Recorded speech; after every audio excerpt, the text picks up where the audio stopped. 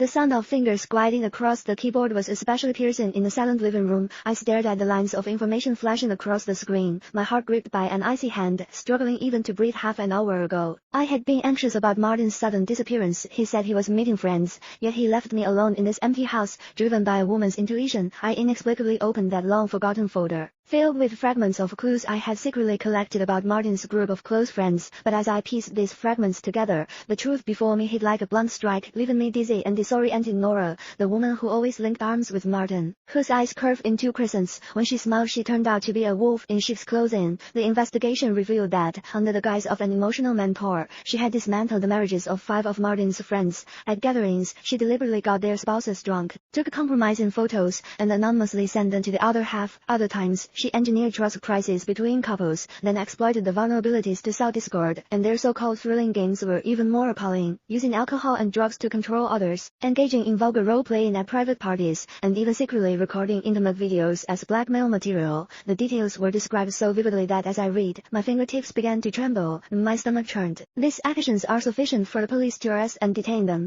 The line on the screen burned into my eyes like a branding iron. I slammed the laptop shut, the back of my shirt already soaked with cold sweat. Thankfully, I hadn't married Martin yet. What if I had been just one step away from becoming the next victim?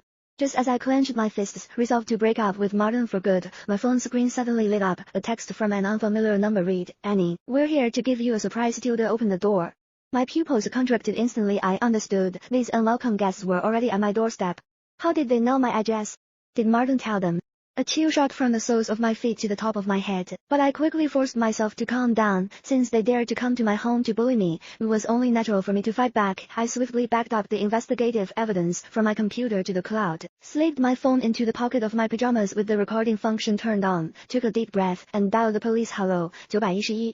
There are people trying to break into my home," I whispered, quickly providing my address. They're still outside the door, seemingly trying to force their way in. "Please come quickly." After hanging up, I walked to the peephole and looked outside. Sure enough, Martin and his 5 friends were crowded at the door, with Nora pounding on it, a mocking smile on her face. I clenched my fists, waiting for the police to arrive. About 10 minutes later, the sound of sirens echoed from downstairs. Feeling a wave of relief, I walked to the door and cracked it open slightly. 2 uniformed police officers hurried over, asking sternly, "Did you call? Report a break-in?"